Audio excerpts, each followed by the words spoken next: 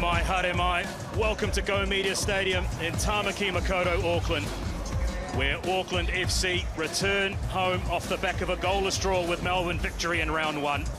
The defending premiers will relish the opportunity to be back in front of their passionate fan base, while the visitors, Western Sydney Wanderers, have never beaten their hosts before. They come off an encouraging, organised, energetic and dangerous display that reflects their intent for season 25-26. Tama the Kingfisher is ready, and as always, Go Media Stadium is alive with activity as A-League football returns to Aotearoa, New Zealand for season 21. I'm Seamus Martin, joined in commentary by former All-White Jacob Spoonley. And Jacob, the scene is set for the defending premiers to get back in action in front of their home fans. Kia ora, Seamus, and everyone at home. It's almost the perfect fixture to kick things off here in Aotearoa.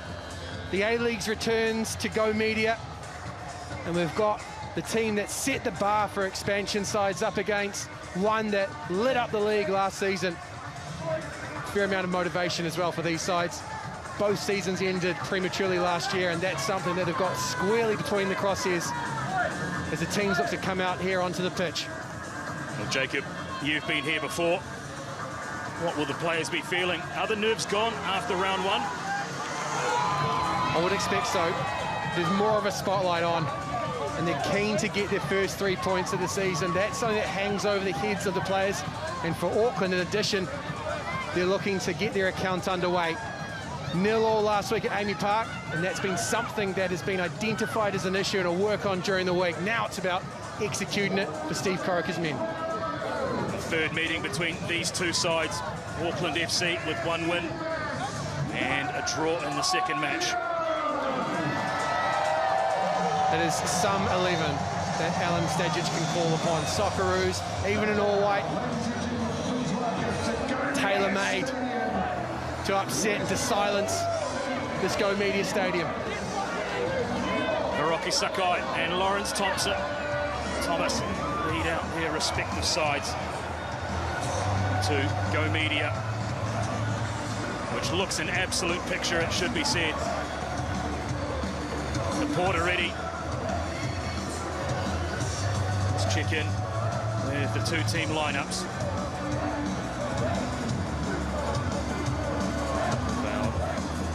His debut last week. Debut of the kit as well. There's exchange handshakes. Before we kick off the action. For Auckland FC, Michael Veld holds on to the #1 shirt. Guillermo Mai returns at the expense of Marley Francois. New signings Jake Gurwood-Wright and Lachlan Brook make their debuts in front of the port, as does new frontman Sam Cosgrove, who would love to open his account for his new club in front of the supporters. As always, Hiroki Sakai captains the side.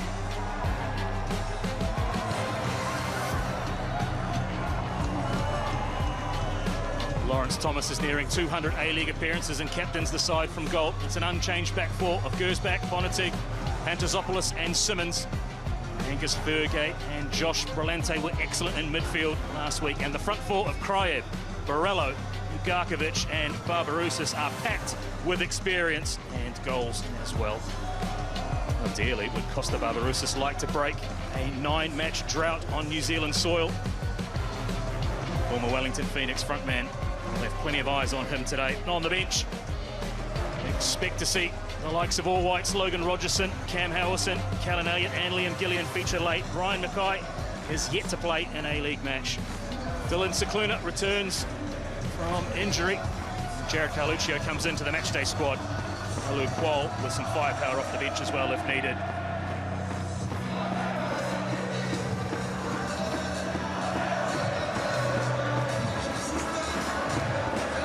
Steve Corica was recently named coach of the A-League team of the decade. Didn't want to talk too much about the pressure of expectation pre-match, rather focusing on the opportunity ahead of the team. Had a relaxed figure, though looks a little different now as we near kickoff.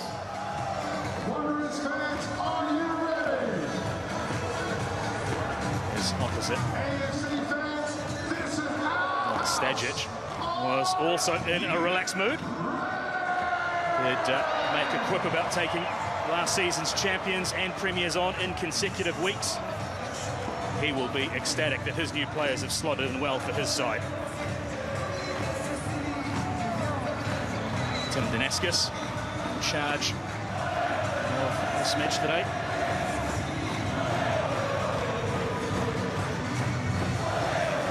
Sitting in the VAR booth, Alex King, assisted by Adam Powers. It's Auckland FC in the blue and black. Western Sydney Wanderers in the change strip of all white.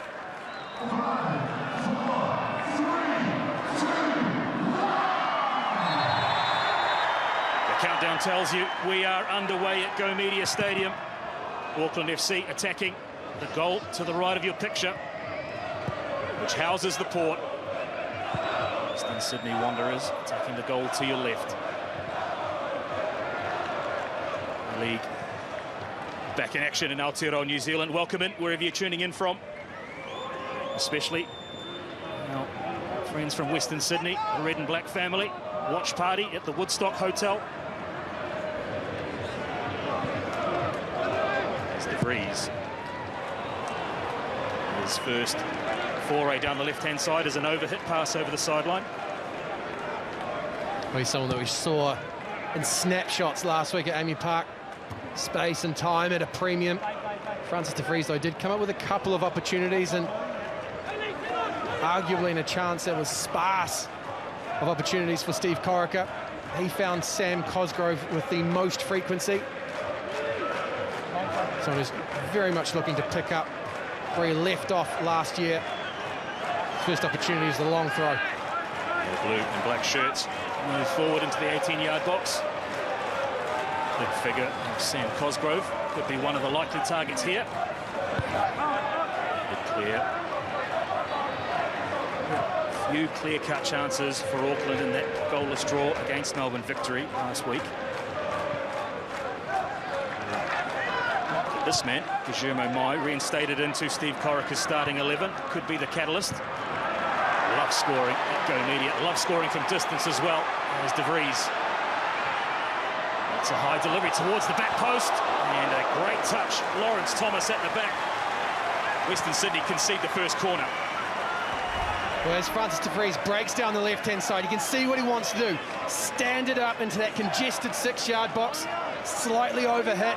Still asks the question of Lawrence Thomas. And then with the armband and the intent to be in the picture for the Socceroos squad, manages that one over the crossbar.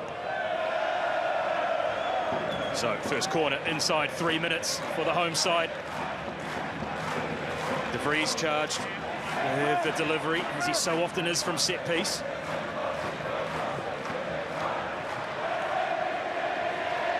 There's chance for Western Sydney to try and clear their lines. Delivery right on top of Thomas. That's comfortable for a goalkeeper of his experience. Nearly 200 appearances in the A-League. Western Sydney's captain. Barbarousis, has he beaten the offside trap? Flag goes up.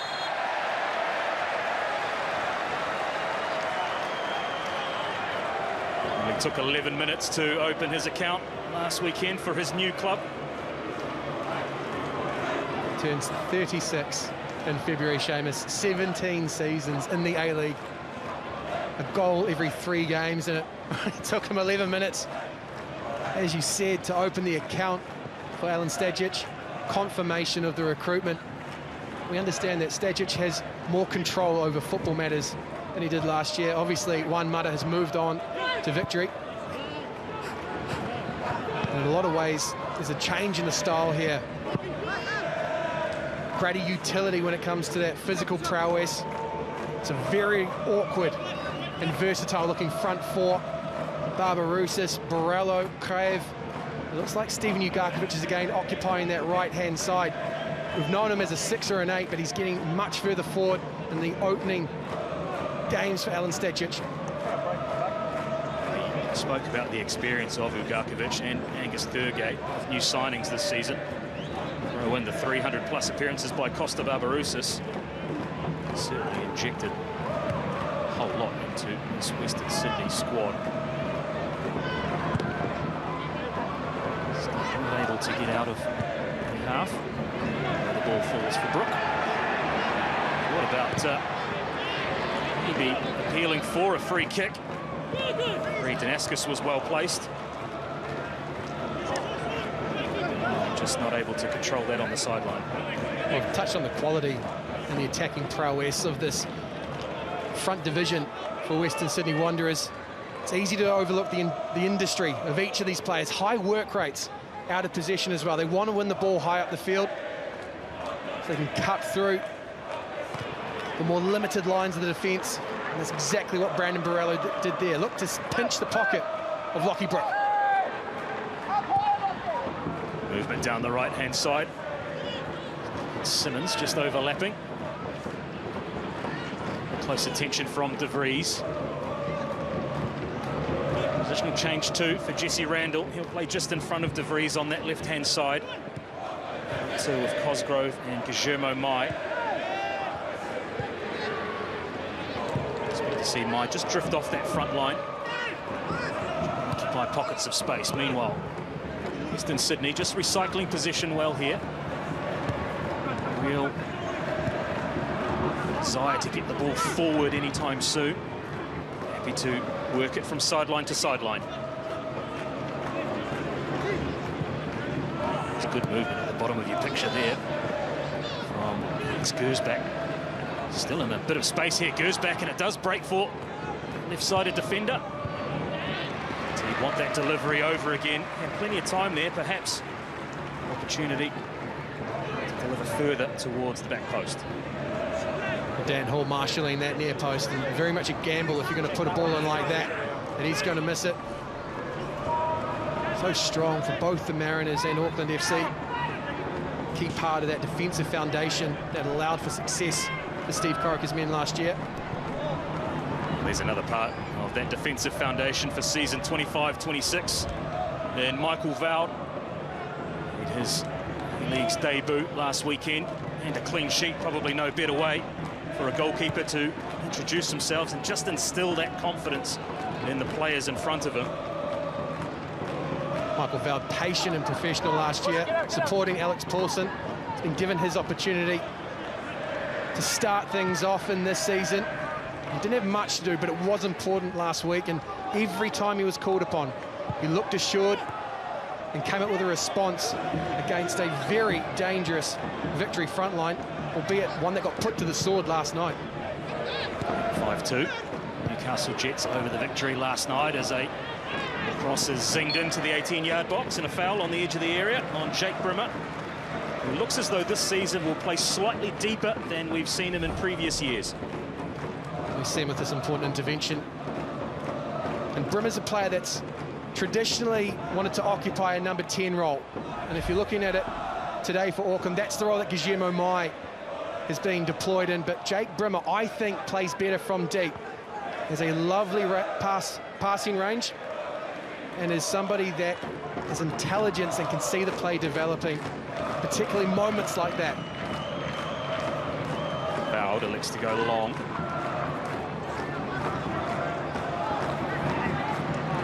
So really nice longer range of passing, Michael Vowd. Jesse Randall and Lachlan Brook will benefit from that quarterback style. Michael Vowd just hitting diagonals from deep. There's Jesse Randall. Just loses possession. 8.5 minutes have been an interesting exchange. First time ball cut out by Dan Hall. Chris does well. Starts Jesse Randall, who was in sparkling form in pre-season. And says Danaskis. Already early on. It's a couple of challenges just let go by Danaskis, indicating how he may potentially officiate this one.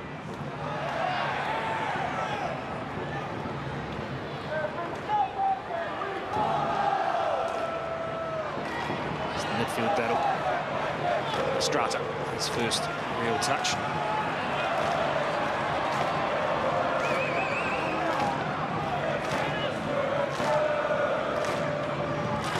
I think what we're already seeing in the first 10 minutes is the quality of this Western Sydney Wanderers midfield, led by the likes of Angus Thurgate and Josh Brillante in the middle of the park. For mine, at least, this is the best, if not in that top tier of midfield across the competition. Western Sydney Wanderers able to pick up the pieces from Western United going into hibernation. You've got Angus Thurgate, and you add him to Steven Ugarkovic and Josh Brillante. An ability to deploy quality across the park. Ball played into a pocket for Randall to chase. And his cross for Brook. Cosgrove just can't get a touch on. Tom Doyle is sidelined for us today. No doubt soaking in the atmosphere of another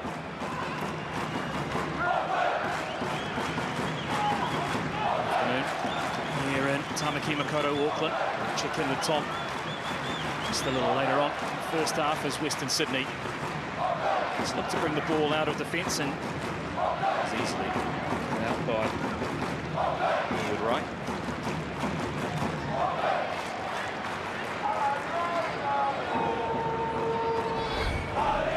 Jesse Randall this time down the left-hand side. It's been profitable early for Auckland. That's exactly where Sam Cosgrove needs to be for Auckland. Relying on that header back across goal by Lachlan Brook. Not perfect, but much better.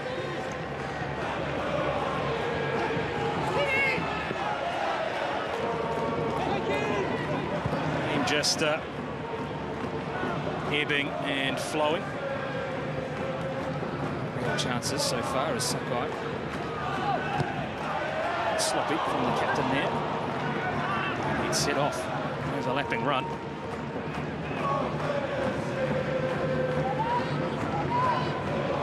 There's talk pre-match about the ability to try and catch Western Sydney in transition.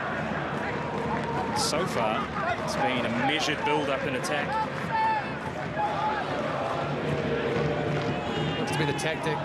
Hold on to the ball for as long as possible. Move it side to side. Not only to change the point of attack against Auckland, but just to absorb some of this energy with Auckland returning home.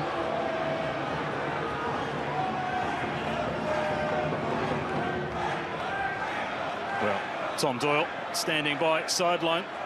Tom, what are you seeing down there? Yeah, Seamus, I think Spooner's hit the nail on the head. It's very, very compact in the midfield. Western Sydney obviously doing a great job of keeping Auckland's midfield at bay. But I think as the game starts to settle, we'll start to see that ball spreading wide. Look, as you see it now, finding overlaps out wide, double-ups. But both coaches have been very vocal, just wanting a bit more control on the ball. So a few sloppy giveaways. I've seen them get up pretty quickly. It's Western Sydney. Offside.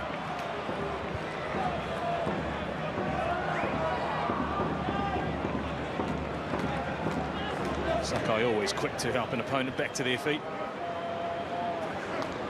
What we're seeing at the moment is probably both teams in second or third gear, not wanting to chase the match. And I think that's very important because that means there's higher risk, higher reward, but very much emphasis on the risk, more space for the opponent to counter-attack into.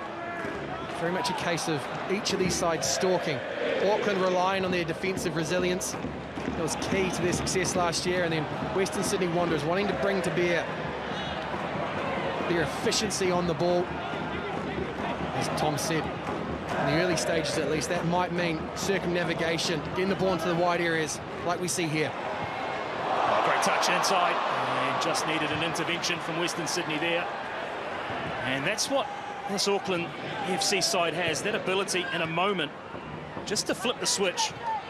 Particularly a player like Guillermo Mai, who was back in the 11, combined with the pace of Jesse Randall on the left. Both sides have players that want to get on the turn and run at defenders, jab their way through the defensive lines. We've seen that in fits and starts. Unfortunately, once they've got beyond that initial defender, reinforcements have arrived very quickly. A keen awareness and respect in many ways between these two sides. Auckland FC just set their defensive line on the halfway. Pressure on the ball at the moment. Just happy to let Wanderers have it. As soon as they do step over that halfway line, though. Line led by Cosgrove, and Guillermo Mai will step in. And in situations like this, they're very happy. The visitors just play out.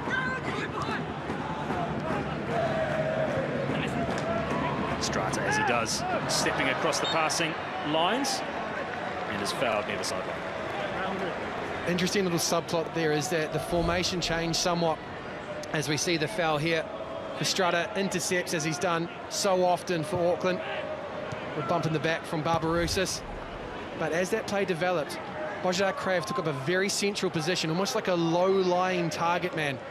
There was a constellation that developed. Barbarouses, Borrello, all looking to feed off him, not wanting to come defeat themselves.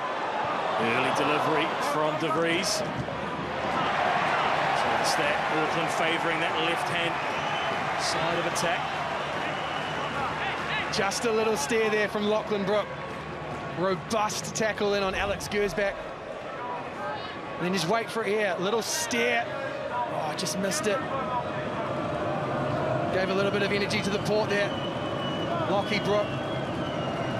More than happy to advertise how competitive he is. Playing against one of his former clubs.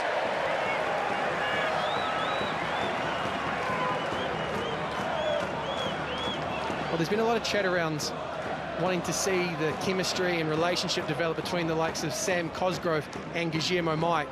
For mine, I'm actually interested to see how Mai and Brook combine today. Arguably two of the most creative and unpredictable players for Corica. And that's interesting because this Auckland side is built on structure and patterns. So those two might be able to leverage some unpredictability as they look to break down, again, another very structured side in Western Sydney Wanderers.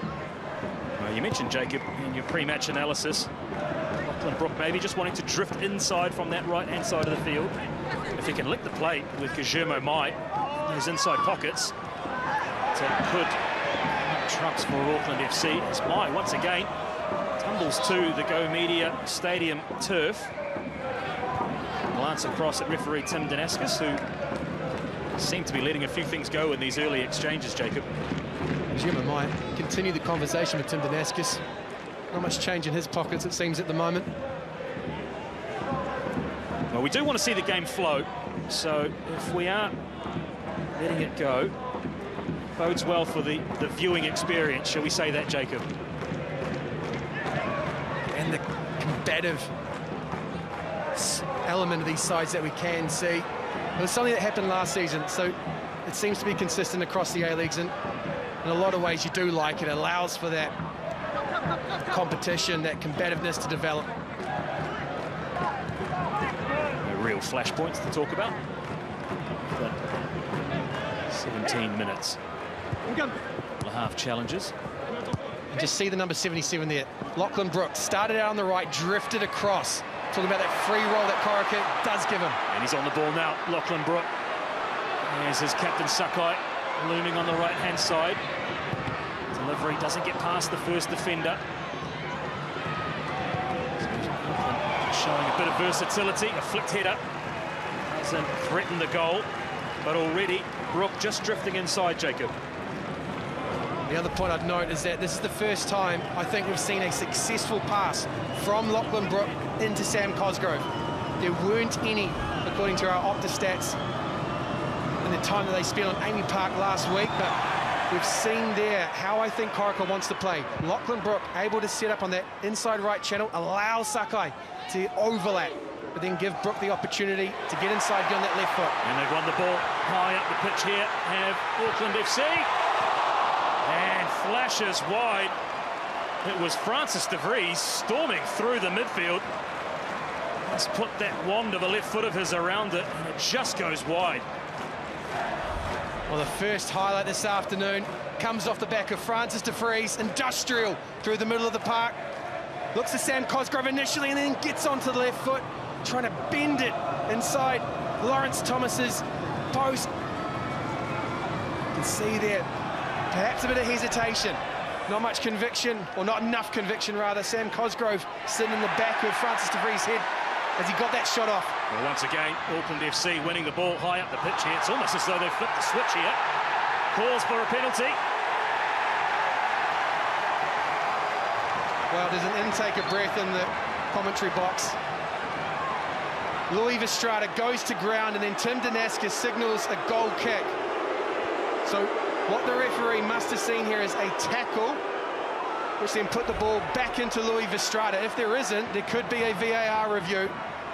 Early doors at Go Media. That, to me, looks like contact from Angus Thurgate, as we'll see it better from this angle. Arms on the number 6, that's enough, allowed to play, and then it's uncoordinated, it's awkward from Angus Thurgate. Now, is that going to be enough, though, Seamus?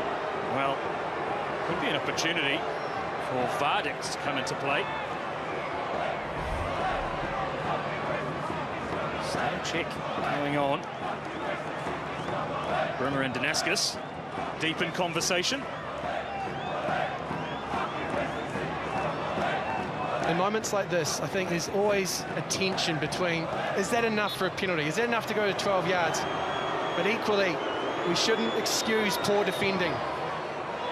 And it was awkward from Angus Thurgate there. Well, Western Sydney had given the ball away again, 3 in a row. And Jesse Randall slots home the opening goal of Auckland FC's season. Randall writes his name in the history book. Auckland FC are on the board, and Western Sydney Wanderers have only got themselves to blame. Well, we talked about each side stalking this game. All of a sudden, Auckland started hunting the ball. They picked it up on several occasions through the middle of the park. And this time, it's Jesse Randall, calmly and conclusively finding the near post of Lawrence Thomas's goal. And he's the one that opens the account for Auckland FC in this new season in front of a hungry Port. Cuts onto the right foot, good contact, past Thomas. Get the feeling he'll be thinking he could have done better with that. Had a good side on goal and should be protecting that near post. It seems that Alan Sturgis agrees.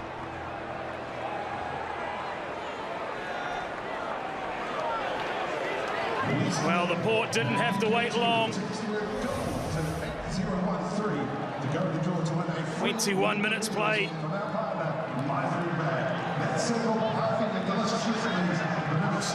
And while we were waiting for the match to restart, Western Sydney Wanderers had almost given the ball away in the exact same circumstance. Vestrata won it in midfield.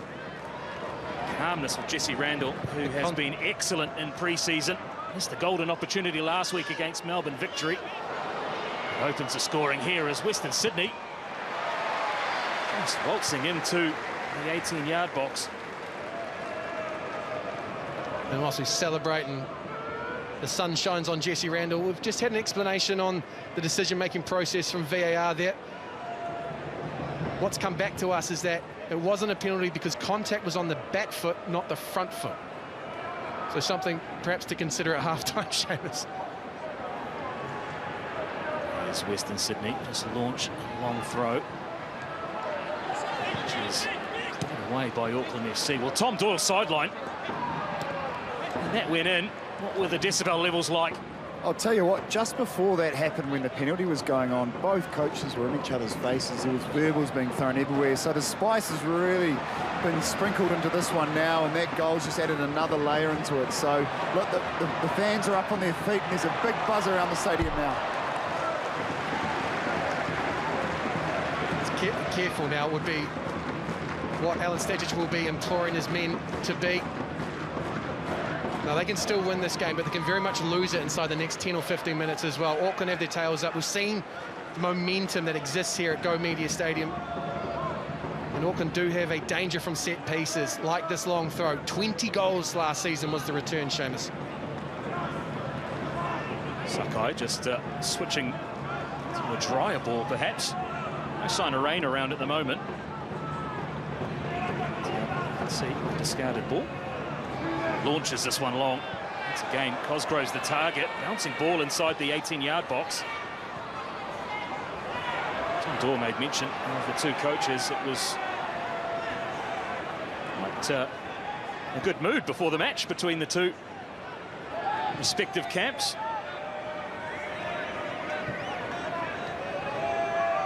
Something changes once you get sidelined, I think, Seamus, especially for these two. Fiercely competitive individuals. Alan Stadgich and Steve Corica.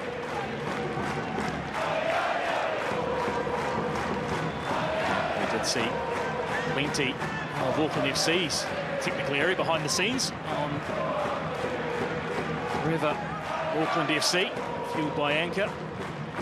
The behind-the-scenes documentary of AFC's journey, the trials and tribulations of their inaugural season. There's a save by Val. And a big save too.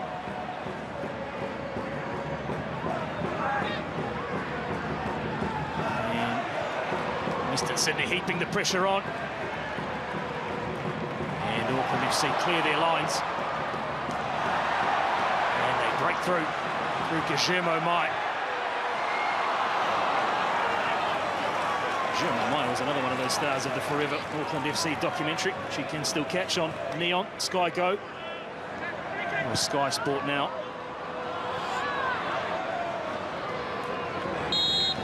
Barbarousis is caught offside. Well, we're talking about each side keeping the other at arm's length, just jabbing. Well, that's disappeared. There is an elasticity to this match now, end to end. We talked about it being physically demanding in the build-up, and we're starting to see that now out on the field. Each of the sides looking to grind the other down. We'll have to come back to that Costa Barbarousis chance in a moment, but Michael Val, alert to the danger, quick off his line, keeps his seasonal clean sheet intact. Well, it was an excellent stop. The Auckland FC's number one. Mark it down. A big save against Melbourne Victory last week. Another one here early against Western Sydney Wanderers. And it looks as though maybe De Vries might have just left something in on Lawrence Thomas there. Well, Francis De Vries left a foot in. It looks like he's made contact with Lawrence Thomas, but is that Aiden Simmons there? He's got to do a much better job than that. He's given the ball up. He has no idea where Francis De Vries is, and as a defender, you need to protect your goalkeeper. I think Aiden Simmons might get a few words from his captain. Just about boxing out an attacker. That said, though, Francis De Vries, negligent more than anything. I don't think there was much intent there. He's simply going for the ball. Didn't end up getting it. Got a talking to from the referee because of that. Well, Calvin Berg is going to have Stadgich on his case for the rest of the first half, I dare say. Fourth official. Calvin Berg just had enough of conversation there. That might be the best tactic this afternoon. Walk down to the other dugout. Western Sydney got underway quickly while some of the Auckland FC players were still rehydrating.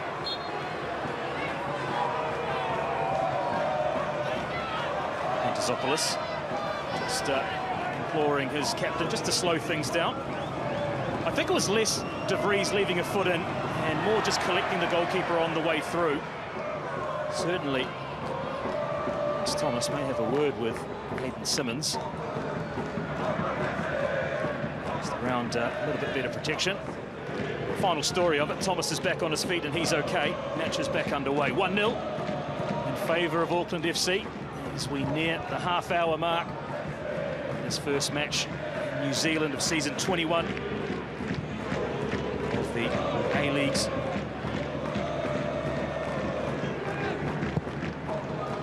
Long the ball just played over the top.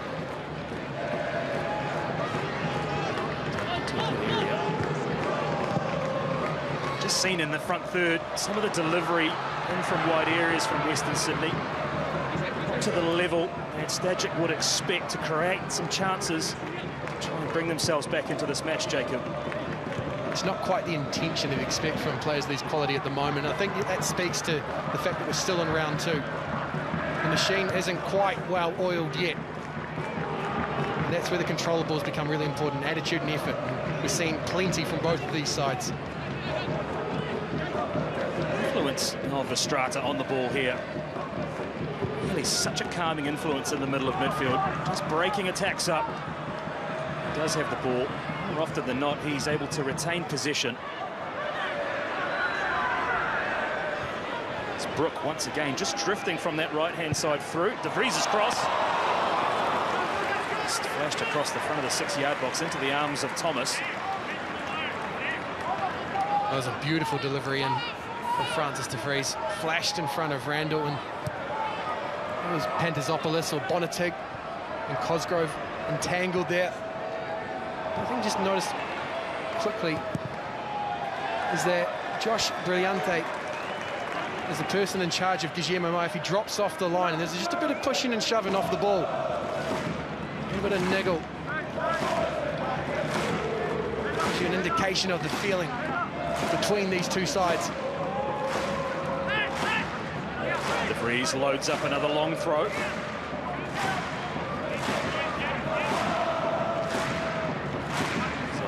Contact inside that 18-yard box. Cosgrove, once again the target. He's been double marked on these long throws, which potentially opens the possibility for everyone. Auckland FC's attacking threats is Brimmer. Now, he powered up to Jake Brimmer. Didn't have the accuracy. He's got a smile on his face. He knows how good that chance was, and does everything right. From recycling the ball out of his periphery, would have seen that Cosgrove and Randall were well marshalled, decided to take that one on. Not quite the contact he was looking for, but we could see the intention. Wanting to hit across the ball, give it a bit of turbulence in front of Lawrence Thomas. Well, incidentally, no team has scored more goals from outside the box in the A-League since the beginning of 2025 than Auckland FC. The total is 9. Searching my memory banks to wonder whether Jesse Randall's strike was just outside the 18-yard box. I think it probably was. We'll go up to 10. His chance just moments ago. Enough to trouble the scorers, but definitely a sign of intent. The slender lead, looking to double their advantage. It's once again Brook. He's drifting. Almost has a free roll, it seems, Lachlan Brook. Wow, that could have gone anywhere, Jacob. It was Bonatig with his face at Lawrence Thomas. And Jesse Randall with more of a hopeful ball than anything. He's a player you'd expect to be in the 6-yard box looking to get on that sort of a ball, but the communication not there from Bonatig and Thomas. A very manageable situation that could have been easily defended now has been converted into a corner. Did well to get it up and over. Could have gone anywhere. Well, at least into the back of the net is Randall. And Sakai headed that back towards the penalty spot. Arms are in the air from Auckland FC's captain. And Jesse Randall hitting the ball from the sunshine into the shadow, and that might be the thing that disorients Hiroki Sakai. That back post seemed easier to steer that one on goal instead of away from it. Maybe a hint of just a little nudge as Sakai left the turf. Ended up squirting not towards goal. As he cuts inside. Wins his team another corner. So good at that, isn't he, down that right-hand channel, Hiroki Sakai. We might not see him with as many lung busters as Francis de Vries, but once plays developed in upfield, the quality of Sakai is brought to bear. That time on Alex Gersbach. It took Josh Briante coming across to provide cover. But this is actually very dangerous here, Seamus. You can see there the shadow right on Lawrence Thomas. And if that goes into the back post, it's going to be hard for the goalkeeper and the defenders to judge. Late afternoon here in Aotearoa, New Zealand. As Tim Danaskis just wants to have a word. As the referee has a word. We've talked about the back post, but in that first corner, Francis de Vries to whip in, there were blockers to allow Sam Cosgrove to get free. Look for him, if they repeat that, to get across the near post. De Vries get past the first defender. It's half cleared. Cosgrove eventually trying to find Brook. It was Brimmer who's on the ball again now. Then pass to Sakai. Here's a chance. Sakai goes down on the far side of the 18-yard box. We'll stick with the play. Jacob Spooner to keep an eye on Auckland FC's captain as Guillermo Mai. Sort of a little bit of trickery. A clever ball on the inside to Brook. And his strike just bounces in front of Thomas. I wonder whether that's the sunstrike you talk about, Jacob, or just a very, very awkward height. The questions about where Lachlan Brook would play. Is he going to be a winger? Is he going to be a number 10? This time in the centre of the park. It's a good distance from goal when you're trying to skid it onto the goalkeeper there like Lachlan Brook did. You look at his highlights package, that's something that he's been able to execute with regularity in the past. Plenty of attention on Lawrence Thomas in goal for the Wanderers. That's headed clear. Well, Auckland FC are piling the pressure on in this first 35 minutes of their opening home game. Flicks up and over into the gleeful hands of Thomas. I'm going to give the goalkeeper a rap here. I think that was a great save from a very, very awkward shot. Just to get the body in behind something that is dipping right at your feet. Albeit quite central at the goalkeeper. As you say, Shay, if the ball's dipping and swerving and it bounces in front of you, you tend to take a low-risk approach. Lawrence Thomas did well to keep his hands in front and bat it away. Full-blooded challenge from Cosgrove there, right near the halfway line. If he'd have connected, I dare say he could have been the first player in referee Danaskis' notebook. Saw it last week. Picked up a yellow card. Victory early on. Be adjusting to the difference from the UK down to the A-Leagues.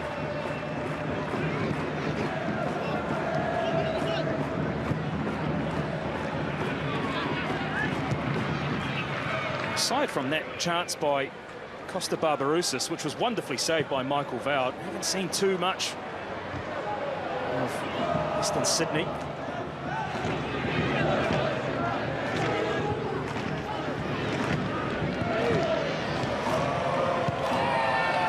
FC's attacking in, but with the quality they had, the game could flip in a moment. The second goal from either end, either side, can really come from anywhere. Haven't seen much of Brandon Borello so far. Jake Gerwood right. Dan Hall very alive to the threat that he presents. Costa Barbarouses had his chance. That was nullified by Michael Vowd. And in front, Louis Vestrada and Jake Brimmett just doing a good job of monitoring and marshalling Ojeda Kraev and Steven Ugarkovic. Uncharacteristically sloppy pass by Vestrata.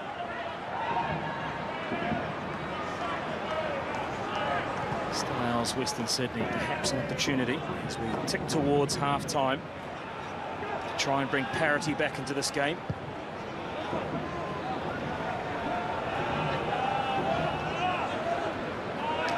Real pace. Yeah. Western Sydney. Oh, the ball's given away here by Val, and it's only last-ditch challenge by Dan Hall. Desperate defending by Auckland.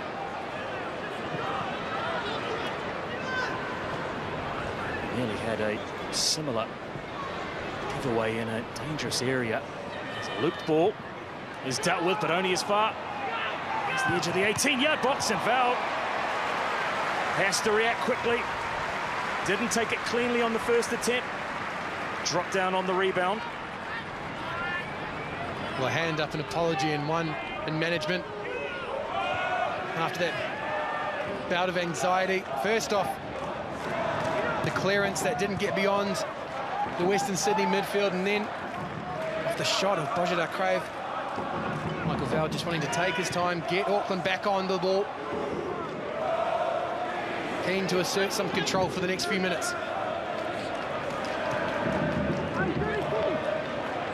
Very good challenge by Dan Hall. It's a real feature of Auckland FC's defending, that desperate last-ditch attempt to get blocks in, deflections in, protect the goal at all costs. Nice delivery. Maybe a hint of a handball. On says the referee. Cosgrove did ever so well to control that. So Alex Gers back, just cry out in the 18-yard box as he was felled by Cosgrove, as the Englishman to bear down on Lawrence Thomas's goal. In the end, no delivery was made, but didn't realise that was a double barrel now. Gers back. I'm sure Danaskis knew all about it, as Randall, similar to his first attempt this time, can only sting the palms of Lawrence Thomas, and Cosgrove, who's really getting under the skin, it should be said, of the back four of Western Sydney. Is agitating on both sides, and that time it's Sam Cosgrove, hands on the goalkeeper. He's going to get a talking to from Tim Danaskis. Looks to be alongside Anthony Pantazopoulos.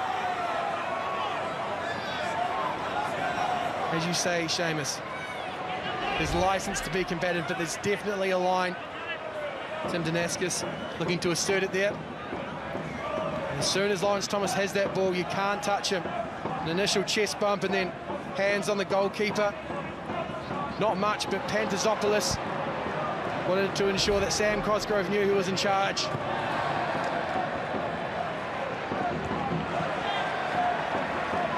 bit more protection on Lawrence Thomas this time from Anthony Pantazopoulos. Randall. Now, half-hearted appeal for a handball. He is a real threat at the moment, Jesse Randall. Now, Mike. This is deft from Auckland FC.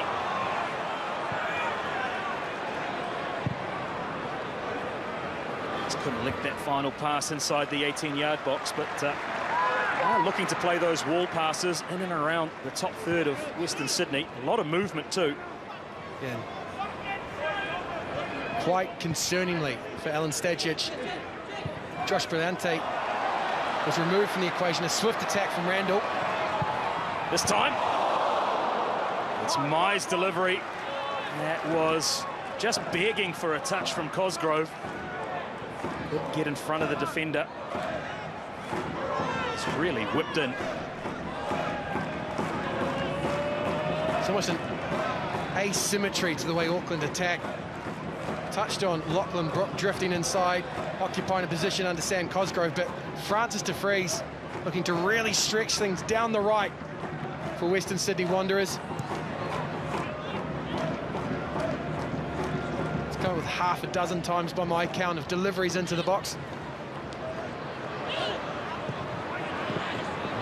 Well, that clearance goes into a very dangerous area for Auckland FC.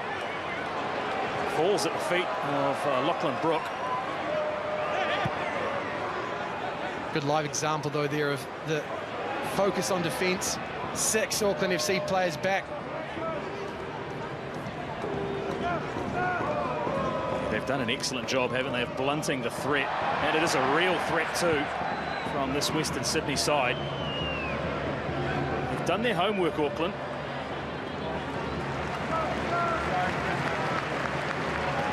for the team in white. Doesn't seem to be a way through that compact defence. There's a cohesive effort here. There's a bracket. The two central defenders and defensive midfielders are doing enough to ensure that they delay or take the ball off this dangerous front two in Barbarouses and Borello. Well, Borello's largely been absent, hasn't he, for long periods of this first half.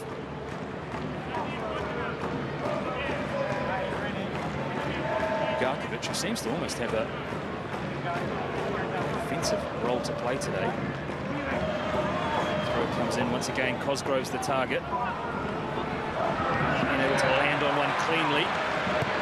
First time delivery, it's dangerous. And very nearly, for a pair of deflections, looped up and over Lawrence Thomas. Comfortable in the end for Western Sydney's custodian and goalkeeper.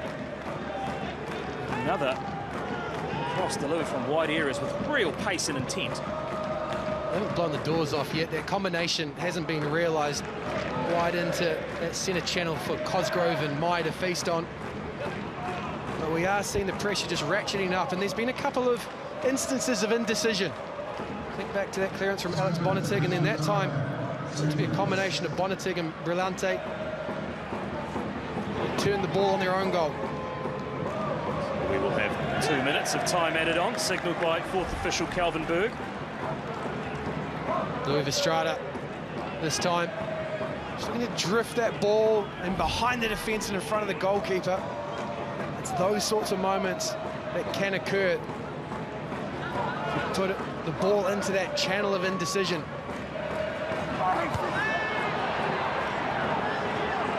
Damascus had the whistle to his mouth there as Cosgrove was bundled over. As has been the way, and just over 45 minutes of play. Seems as though the referee is happy just to let those little indiscretions not halt the flow of the game.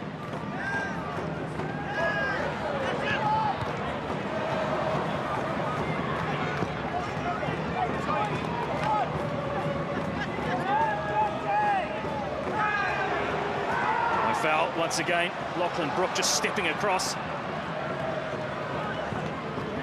Guillermo Maia links the play on the far side. De Vries, plenty of space. Can he find a target inside the 18? It's a teasing ball, but only as far as Bonatig. And we'll have time for one last corner. Well, Francis De Vries had numbers to aim at as Auckland rolled forward, released by Guillermo Maia. You can see there 5 targets in black and blue in the box. Unfortunately, for Auckland, no one through that centre channel. The other point is Lawrence Thomas rooted to his goal line there. Is that something that he could have came and claimed? It's the goal scorer with perhaps the last action of the first half. Deliveries deep. Cosgrove gets a good connection and appeals for a handball. Oh, Damascus have a look here. Well, Auckland are asking for a handball. Hiroki Sakai suggesting that there's an arm that heads towards the ball. And Aidan Simmons, you can see there the left hand comes out, suggests it's in a rather natural position. It's tucked into his left-hand side, but the question then becomes, why isn't there a corner? Well, it looked clear to me as though that flicked the side of Simmons and over the byline. Goal kick is the call. Perhaps a let-off, but that is half-time here. And Jesse Randall's goal is the deciding factor for the home side, Auckland FC. They lead at half-time by 1-0 over Western Sydney Wanderers.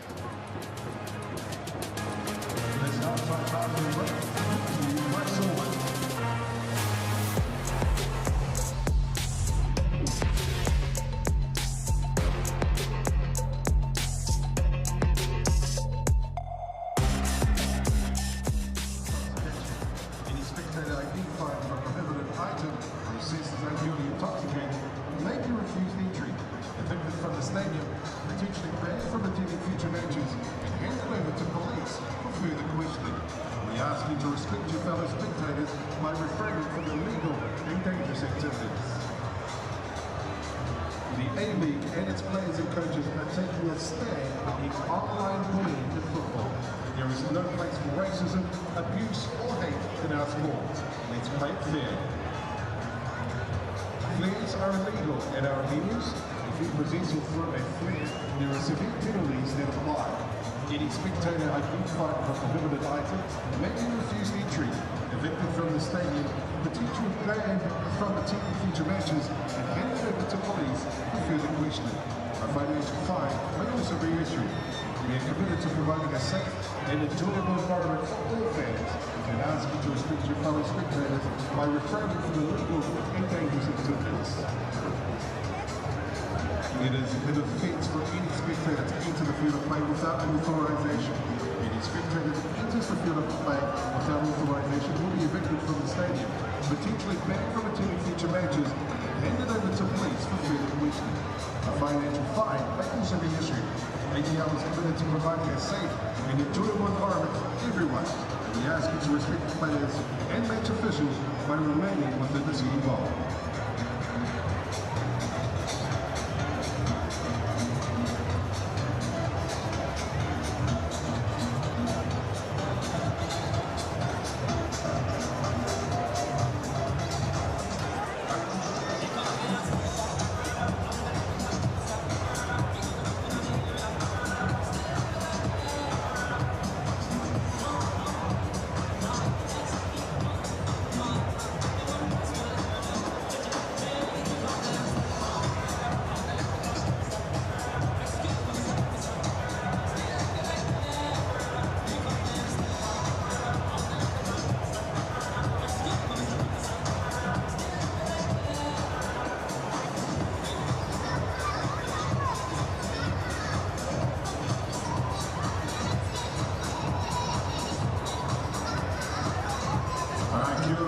We've got something special lined up. Thanks to our major sponsor, ANZ. It's the Kickstart Your Goals of ANZ Challenge. And I've got one lucky fan. I've got Ash. Ash, are you feeling nervous? No. Yeah, you don't be nervous. Ash, one lucky fan. 5 shots at goal. With each successful shot, Ash, ANZ will deposit $100 into your savings account. Does that sound good? Yeah.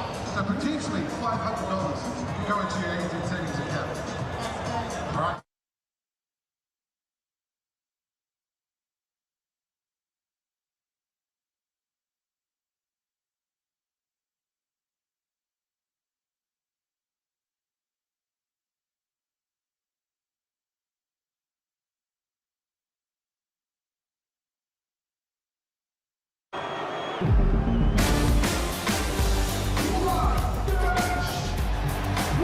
The A-League has come back to the City of Sails with a bang.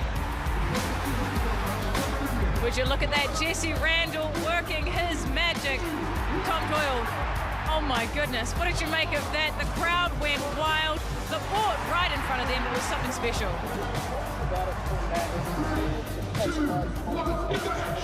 And that's what he did. He won the goal.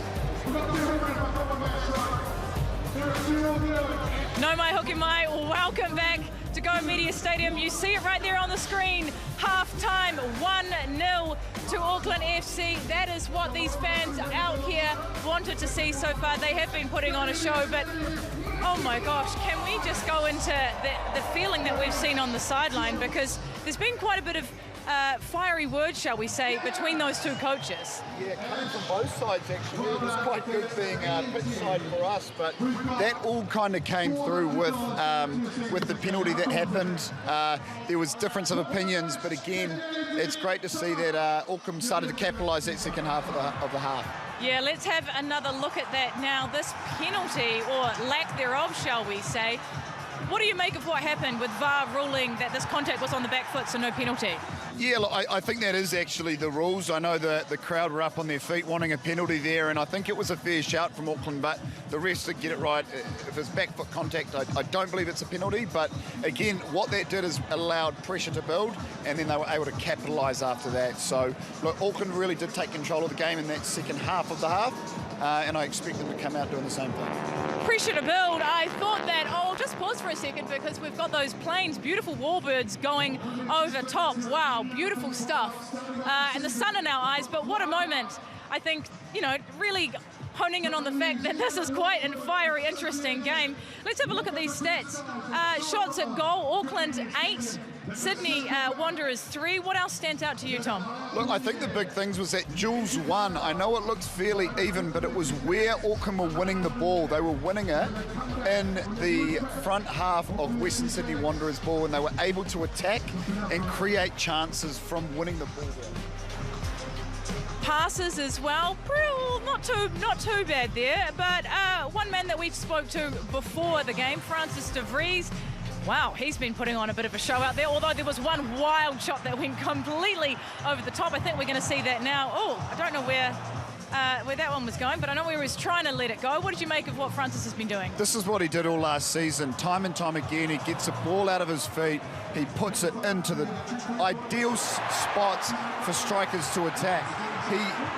The more he got involved in the game, the better Auckland became, and that was prominent in the second half of that first half. We expect him to get on the ball more, I'd say, in the second half as well. I saw him having a quiet word to Jesse Randall, the only goal scorer of the day, as they walked into the sheds. And, you know, they both look fairly cheery, but I know in that second half they'll be wanting to step up and take it to another level. Another person who would like to see a bit more from, I think, is Lockie Brook. What do you make of what he's been doing? Is that combination with Sam Cosgrove working any better? Look, I think it is. He actually, Brooks is controlling the game at the moment. He may not be involved in everything in the final third, but he really is creating things from the middle of that pitch. It was very congested at the start of the match. What Auckland have seemed to do is find a lot more space out wide, and Brooks is able to control the game a lot more from those wide areas. Is he looking a little bit frustrated, would you say? Is he, you know, he doesn't look satisfied to me. I think he's tired. I've been watching him all game, and he's been running around like a blue-ass fly. So, look, I think he's probably wanted to get involved a lot more going forward as well. I can see him dropping deep to get on the ball, and we're expecting, probably from the feedback I could hear on the sideline, that he will do so in the second half. All right, we are now going to go to Ricardo Ball from Betcha. Thanks, Ash. Yeah, look, second half is about to get underway, and the wind is blowing from the south to the north end. The goal you can see behind me, that is the one Auckland FC are going to be attacking. We've seen 9 goals outside of the area from Auckland FC last season. They've had 3 digs already this match. What about Lockie Brook? You mentioned him, $5.50 anytime goal scorer second half. Jake Brimmer, $9.50, loves a dig. Or Francis de Vries, here to go as well, $15. Download the Betcha app, bet responsibly. Back to Ash and the Sky team. So much, Ricardo. Look at that crowd. They're eating their snacks. They're enjoying the sunshine on half of the stadium, and the warbirds, which keep going over. Wow, stunning stuff. Great to have them here, adding to the atmosphere. Now, tomorrow is another very special day. We're heading on down to Wellington because the Wellington Phoenix are in action at home tomorrow against the Brisbane Roar. Coverage, of course, live here on Sky Sport 2 at 2 p.m. Now, if you've enjoyed what you've seen already here at Go Media Stadium, then make sure you watch Forever Auckland FC, the story of Auckland's record-breaking debut season. You can watch it across all Sky platforms. Keep going. More aggressive. Soft. One of the most spectacular debut seasons in football history. Help! Help! Hey! Hey! Hey. I don't know if that's supposed to go on the docker. It can't go on the record. What is with this phenomenon? You won't be able to take any of this footage, mate. Disgrace goalie. Oh my God. You need to look at that one.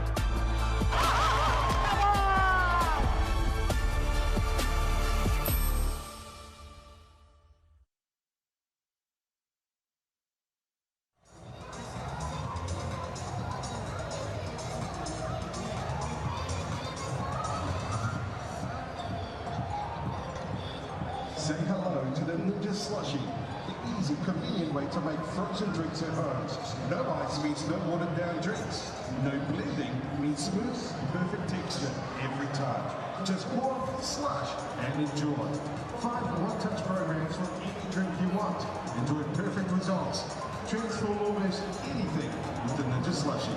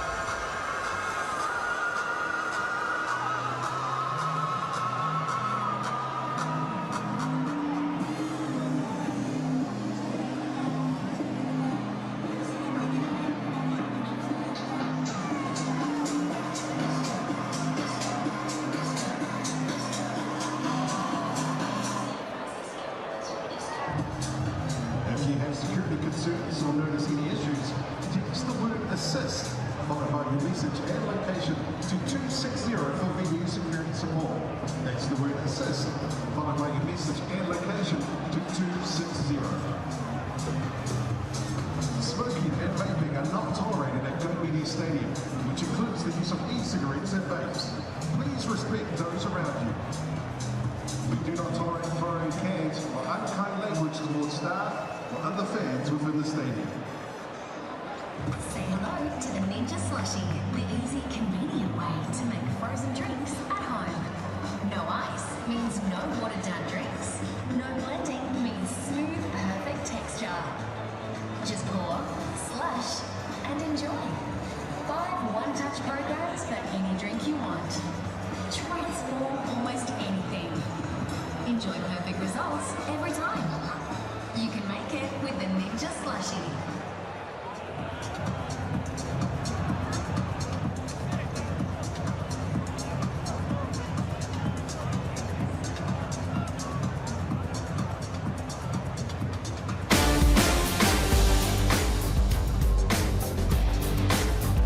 Hockey mai ono, welcome back to Go Media Stadium in Tamaki Makaurau, Auckland, where the halftime score between Auckland FC and Western Sydney Wanderers is 1-0.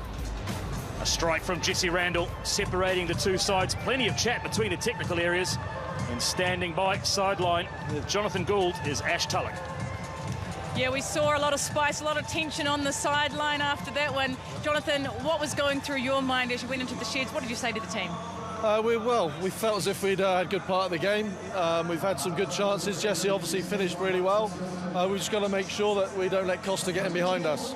You were telling Valdi, Michael, to do a bit more talking. Is that what you expected? Was that your last message to him? No, I always tell Michael to do that just so he stays in the game. He didn't have a great deal to do, made a really crucial block for us about 35 minutes in, and it's just his way of staying in the game. And what about pressing? Are we going to see a bit more high pressing in the second half, do you imagine?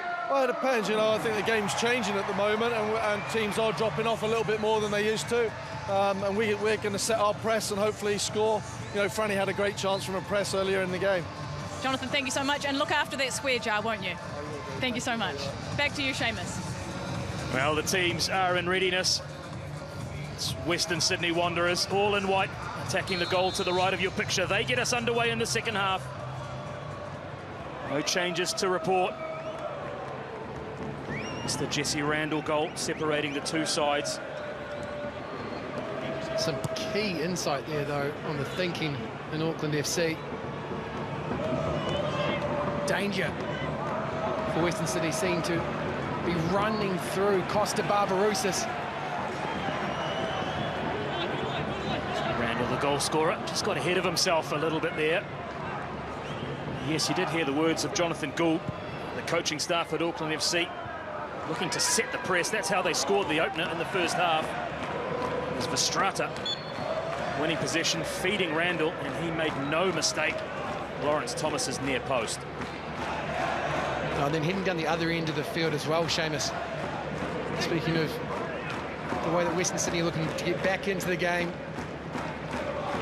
trying to get beyond Michael Vowden. Insight into the mental aspect of the game for a goalkeeper. Michael Vowden didn't have much to do, but he had there from Jonathan Gould, get himself into it and keep him in the game. He can do that through his communication with his backline. It was an outstanding save by Michael Vowden, who could be called into action again here early in the second half. Trying to tease a strike out in the end. It's up and over and in towards the port. Brandon Borello slaloming in between blue and black shirts, does well to work the opportunity, possibly looking to get that one rounded onto the back post of Michael Vowden. Interestingly though, everything in front of Auckland FC, they're really looking to deny the space in behind. As Gouldy said there, they think that the release is going to come through Costa Barbarousis. If they can nullify him, they can go a long way to denying opportunities in transition. Well, red and black fans across the ditch will be happy to see Brandon Borello get himself involved early. He was quiet in the first half by his own very high standards. Kept in check by the Auckland FC rear guard. New central defensive pairing of Dan Hall and Jake Gerwood-Reich. Still no Nando Peinecker on the injury list. Felipe Gallegos as well. Brimmer and Verstraete at the base of midfield three. Doing a great job in setting the tone for the press. But, this man, Barbarouses, has been kept very quiet.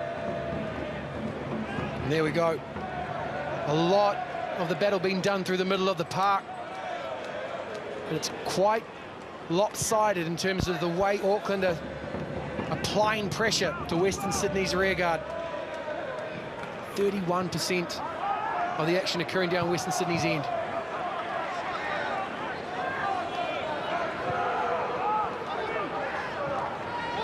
Tom Doyle, who's sidelined for us, made mention in the first half just how compact the match is. I wonder if he's seeing the same. We'll bring him in shortly.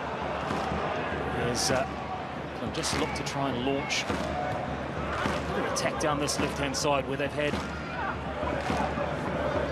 success early, as De Vries looks to try and pull a Sakai through the legs of the defender into the 18-yard box.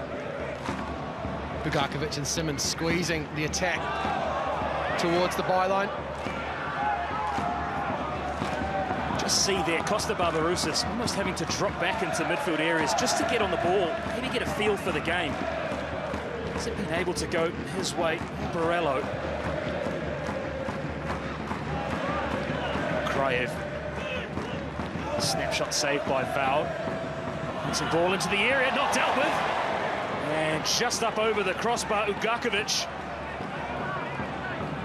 We get the feeling that Western Sydney are going to attack in moments. They've been largely denied space inside the 18-yard box. There's been three key moments, this being the third. And Stephen Ugarkovic, head and hands. It drops to him nicely on his left foot. And he can't keep that under the crossbar. He knows the quality of that chance and the quality of a player of Stephen Ugarkovic. You expect him to at least test Michael Veld. Well, you speak to the quality of Ugarkovic. It was a phenomenal first touch just to get away from the attentions of Dan Hall. Created enough space just to get the left foot on, up and over the crossbar.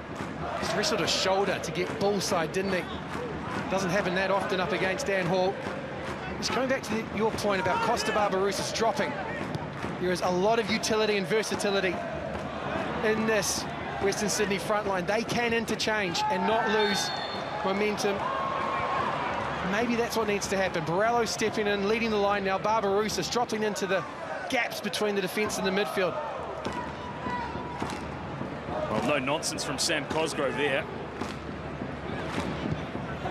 And still yet to see a yellow card. I suggest Cosgrove has maybe had his last chance with Tim Danaskis. A couple in the first half, and now one early in the second half. Stajic maybe just maybe suggesting to Calvin Berg that he have a word in the ear of Tim Danaskis, our match referee. No guesses where Alan Stajic was aiming his intent there.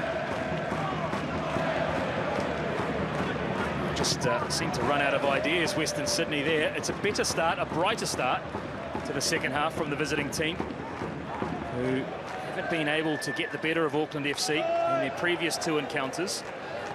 Not high-scoring matches by any stretch of the imagination. 1-0 loss and a 1-1 draw. Oh, they'd love to return across the ditch with the 3 points. Need to really increase their attacking outputs if they are to do so. They trail Auckland by 1-0. Great finish by Jesse Randall, young New Zealand international. Advances his position. The ball now comes number 10. Ugarkovic lets him know he's there. Play continues with De Vries, who lopes down that left-hand side. Mentioned still maybe suffering a little bit of jet lag, De Vries. He's had a huge fortnight. Tens of thousands of kilometres travelled, 6 different time zones. return from all its duty straight into responsibility to Amy Park. Tell you what, he's doing a good job of hiding it if he is fatiguing. Well, the good news for De Vries, will be in New Zealand for the next 50 days or so. Home next week before the first of the New Zealand derbies, a mouth-watering encounter down in Wellington, starting to peek its eyes over the horizon. There we go, 14 days, 2 weeks. And then we get our 4th instalment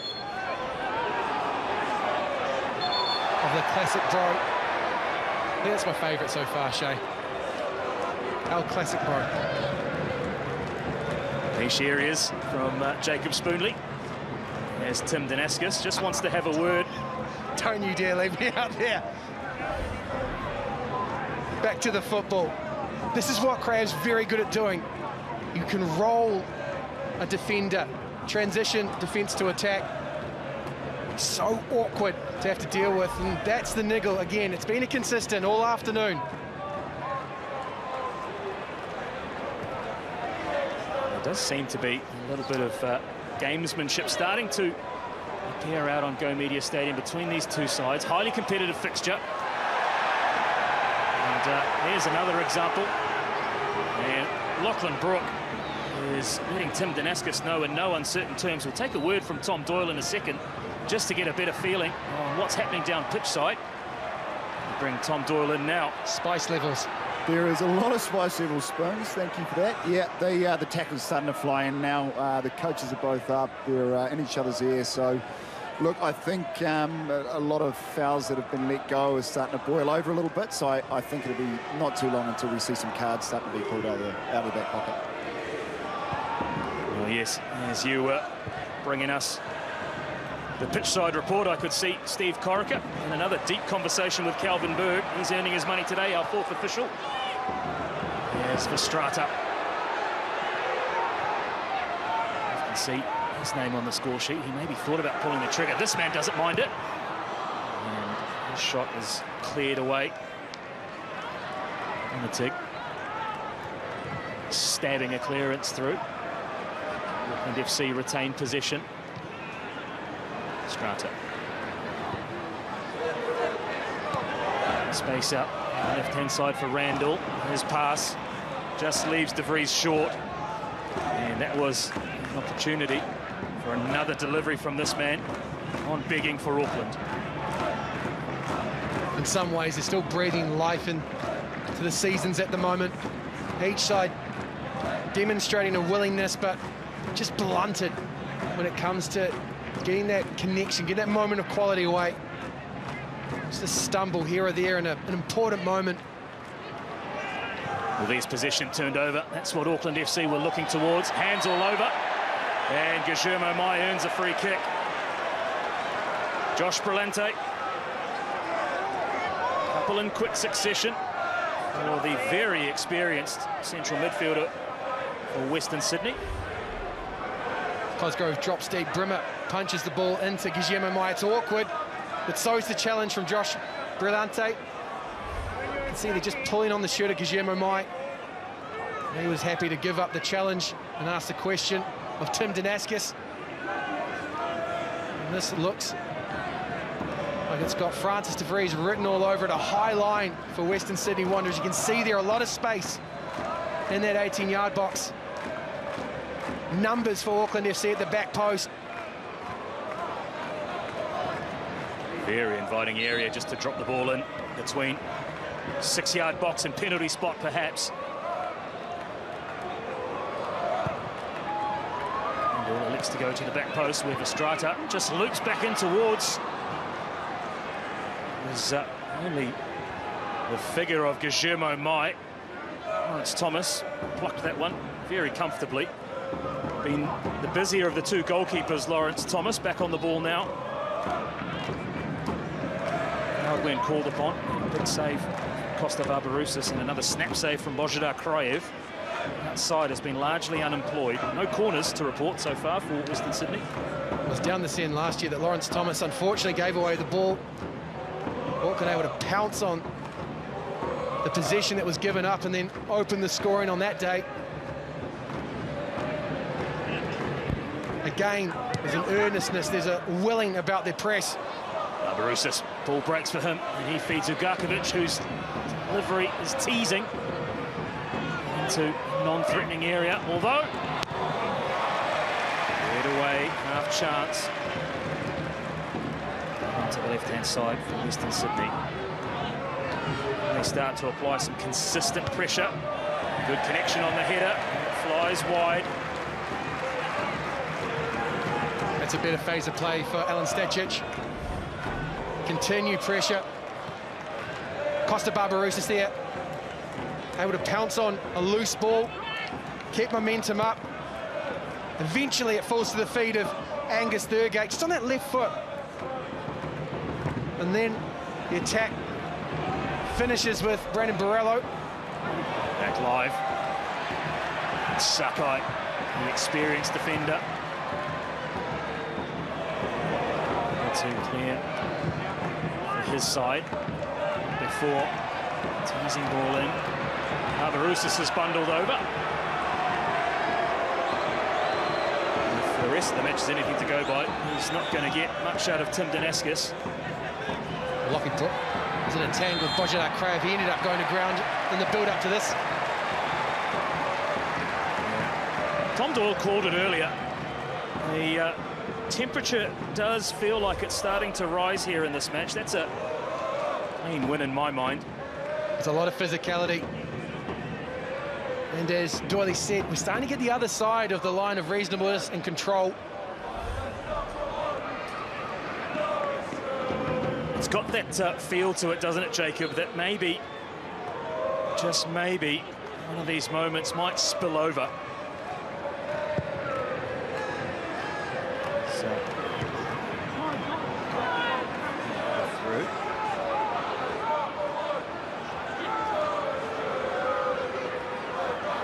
Now towards the near post, headed clear.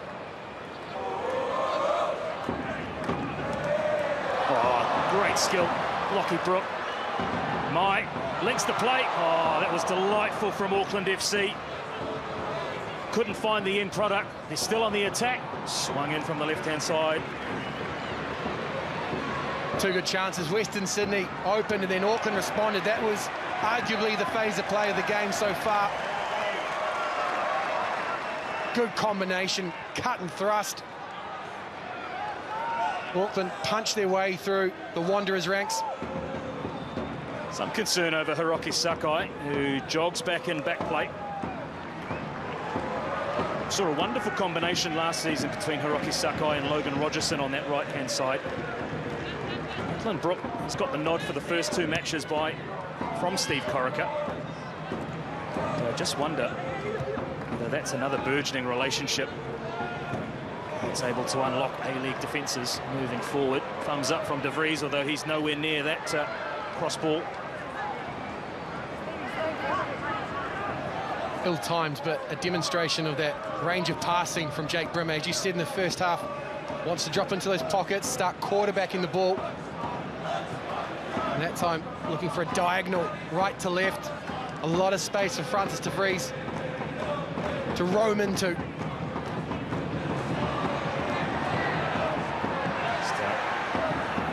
Hands there between Dan Hall, Bojidar Kraev.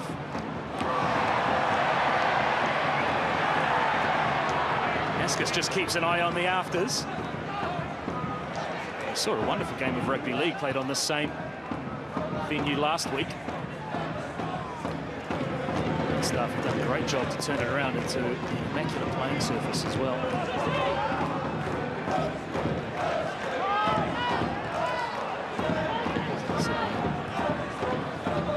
Trying to find a way through the blue and black rear guard. Garkovic is into the match in the second half. Over an hour played now.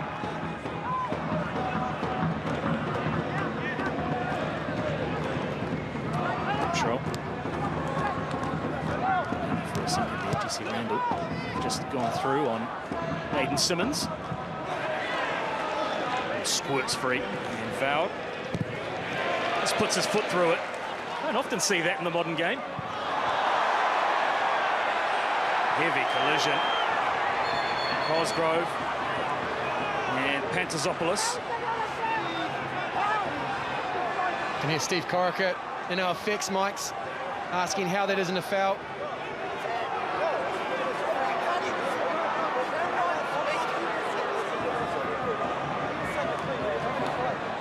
A little sample from the sideline. Sam Cosgrove looking to back in to Pantazopoulos. He's up, doesn't get contact on the ball, but there's very much connection between these two. And in back play, a second incident, second collision. And who's best placed to tell us more about that, though, is Tom Doyle. There's almost a feel of hands in the air, both unsure of how there hasn't been any cards handed out. It's a lot of stop-start at the moment, just with all these challenges flying in, but it's almost comical on the sideline here. They're actually talking to themselves about what's going on. So I'm sure we'll see some soon.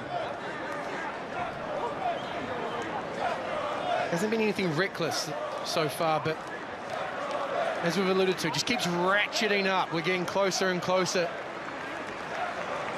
towards an incident, towards some sort of boiling over point.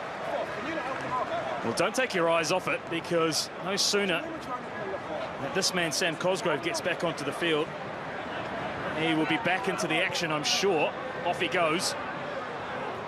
It's just got a feeling, hasn't it, Jacob, that it's ready to either explode or be calmed down by a second goal from Auckland or an equaliser from Western Sydney. Yeah, there's tension now. Something's got to give in the next few moments.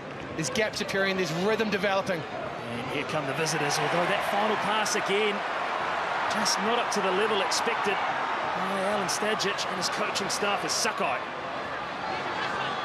Just to counter for the hosts. Actively holding their breath, wondering whether Kajimo might load up that left foot. Seen it a few times last year. Well, this is good from Auckland. They tried to attack on the transition, didn't work. Now they're comfortable, just recycling possession, looking to go again. Commented about how possession allowed Western Sydney to absorb some of the energy in the stadium in the first half. Now it's Auckland looking to build, put more meters in the tiring legs of Western Sydney. Flag goes up. And ironic cheers from the port. It's as though Alan Stajic wants to mix things up as well. A couple of subs.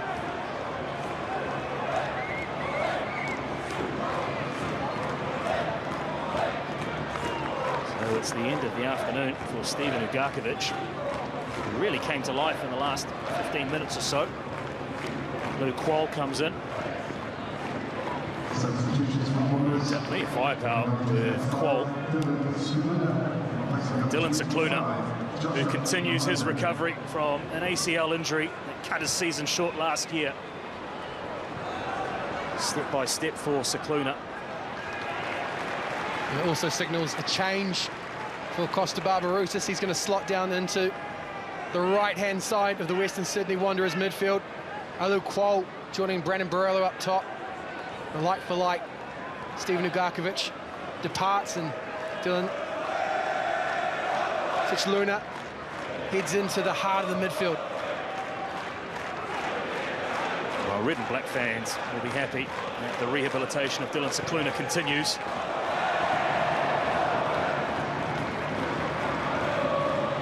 It's off the bench last week. It's off the bench again today.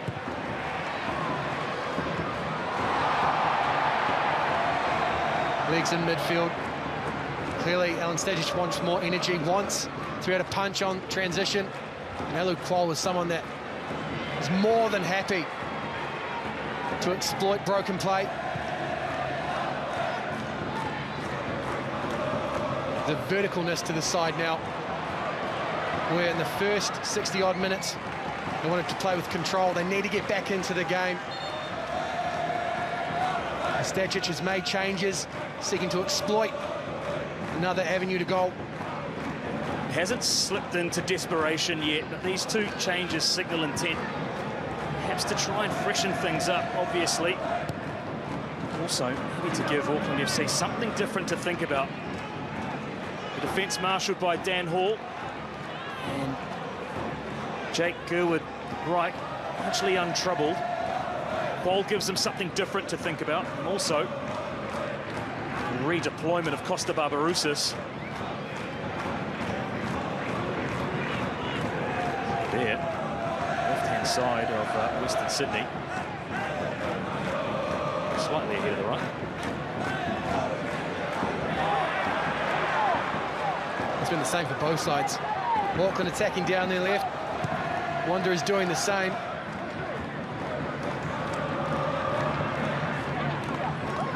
Auckland look to move the ball. Quite happy to try and draw Western Sydney Wanderers out. I know they've got a big target that they can hit, and their own willing runners that can exploit space.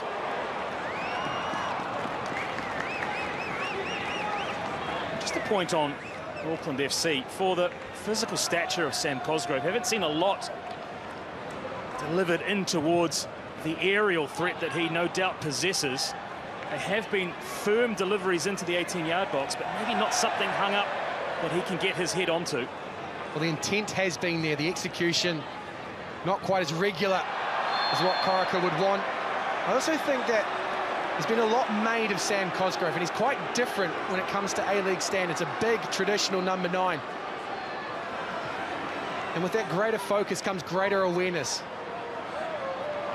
Defences are live to him and to how Auckland are trying to play. So that's probably the first thing that they're trying to manage when it comes to the threat of Auckland. Again, just another nip at the heels. That time from Alu Kuol.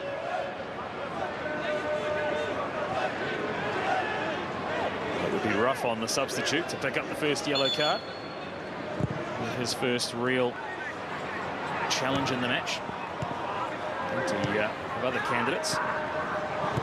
Still, Damascus has kept his notebook firmly in his pocket as we approach the 70-minute mark. Auckland FC still leading by a 1-0. See Randall's strike still separating these two sides. Both came off draws in the first round of matches last weekend, so Auckland now to hang on. This will be the first win of the season.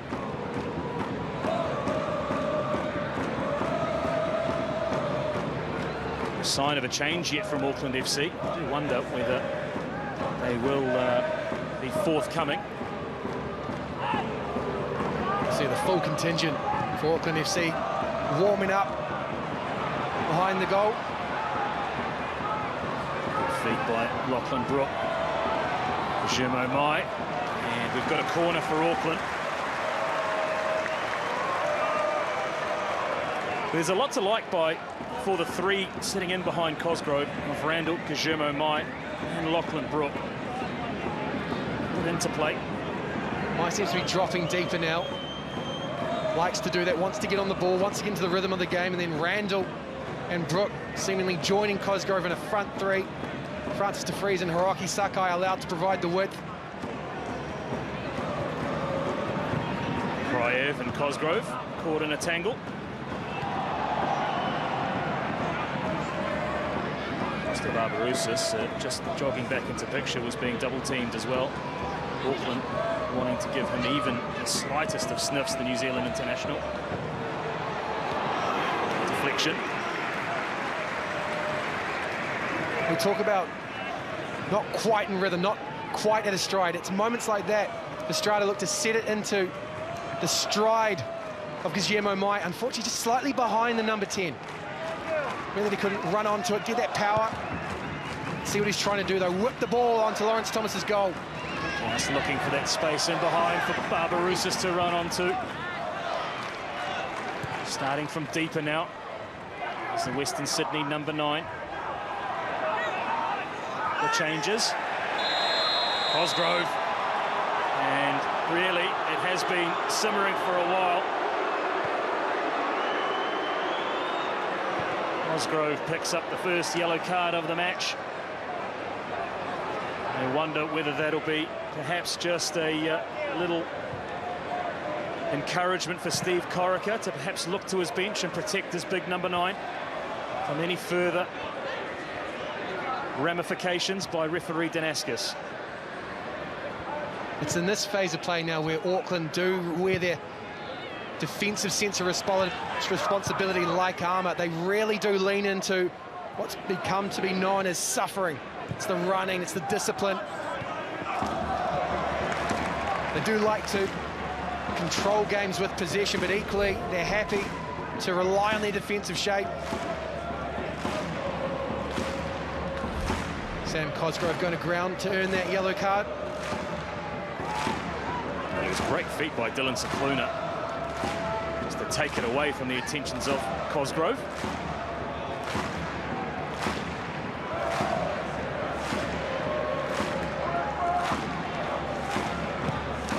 It's worth remembering that started off last year, I think it was 6 games without conceding a goal. Auckland FC set not only an A-League record, but an NSL A-League combined record. Easy for you to say. But that defensive solidarity has been a hallmark of Steve Corica's side. In black and blue, given very few chances away. Fantastic first touch.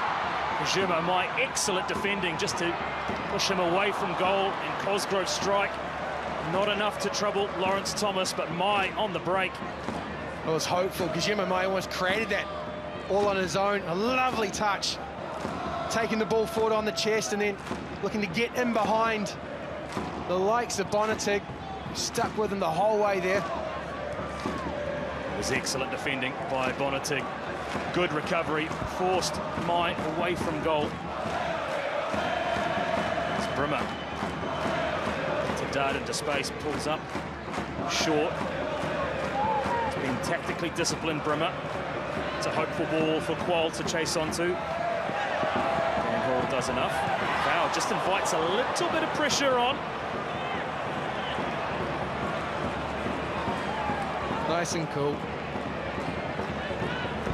Would have witnessed Alex Paulson managing his way through similar situations in the past.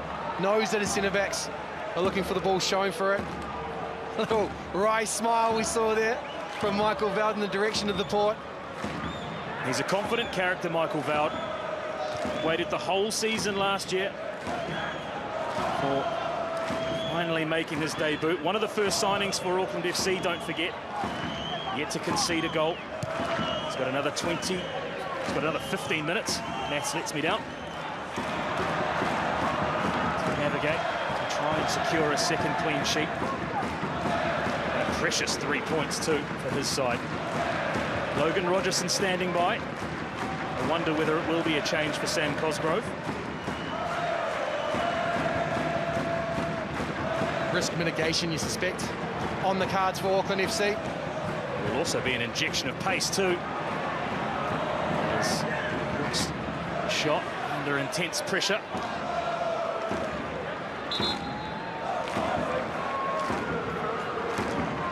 And both teams are going to make changes. In comes Logan Rogerson. Aidan Hammond and Ron Tonyak. So Alan Stajic really shuffling his pack. Still a goal eludes Sam Cosgrove. It's another all-action performance with the new number 9. Certainly seen a lot from Sam Cosgrove in that physical department. Got around the field, let's not forget that. Good work rate from the big man, but then in one-on-one battles as well, has shown what he can bring to bear. For Steve Corica. And Alan Stajic trying to make some noise in the defensive silence at the moment. Auckland keeping that sheet clean.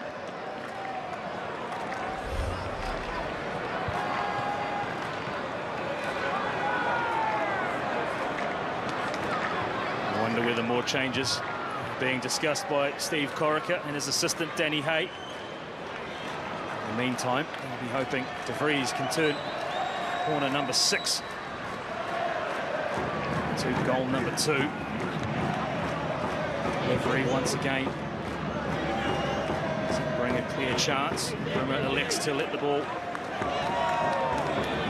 Set piece has been well defended. Wanderers clearly aware of Auckland's firepower from the dead ball. More often than not, it's been pretty clear that a white shirt's been the closest man to any delivery, particularly from a corner. De Vries on the other side. Rook is pulled clear and sings a shot. Thomas armed it, put away from danger. Rogerson just wasn't able to try and work something to that left foot of his. Snap shot though. Sharp save. The Western Sydney captain. I think we saw a selfishness here from Lachlan Brook. Again, it's a wayward cross. Falls to Brook at the top of the box, and then he turns and snaps the shot off. It's through a field of bodies. Alex Bonatig does his best to obscure the view of Lawrence Thomas, who reacts sharply. Thomas comes out again. That's a top save by Lawrence Thomas. Defender could well have got a touch on that. Saw it late. Swatted it away. Rogerson, who was lurking, able to do anything with the rebound. It's not so much the placement of the ball, the fact that the shot's heading towards the far post. It was quite central. It's the reactions from Lawrence Thomas. Stood up big and waited to make the save. 2 big palms.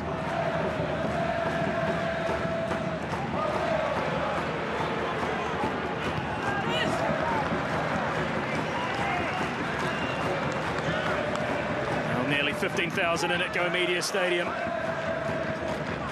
There's a long weekend here in Aotearoa, New Zealand. Monday, a public holiday. Saw the cars streaming out of Tamaki Makaurau. I think there'll be a few leaving at the end of this. I suspect Marikana and Whangamata pretty full at the moment.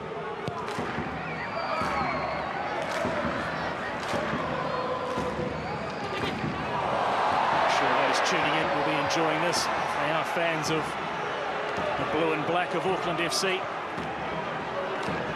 Despite leaving the city of sails. Moves further afield across the ditch in Western Sydney. We'll be hoping their team can pull one back in the final 10 minutes. We've seen Mr. Barbarouses withdrawn. Frustrating day for him on his return to New Zealand. That goal drought on home soil extends to 10 matches now. I suspect what's replaying over and over for Costa Barbarouses is that chance from the first half. Bearing down on Michael Vald's goal, but couldn't get beyond the pink barrier, which was Michael Vald sharply off his line. Still plenty of firepower for Western Sydney. Borrello doesn't need a second invitation. Lever, link play. This is a big chance now. Western Sydney stuck a foot out. Another example of that desperate defending that's been entrenched into Auckland FC. It was good, confident, adventurous play from Hammond. You can see that Jake Gilbert right, just waiting and waiting, not going to commit. Alan Quoll, well marshalled, but Bojnar Kraev free at the back post. Throw. Just haven't been able to see Western Sydney really sustain pressure on Auckland FC through this game. There's been possession, but it's largely been down the flanks, and there's been good numbers back from Auckland. Setting up that barrier of 2. Back 4 and a midfield 4 that's willing to come back and support.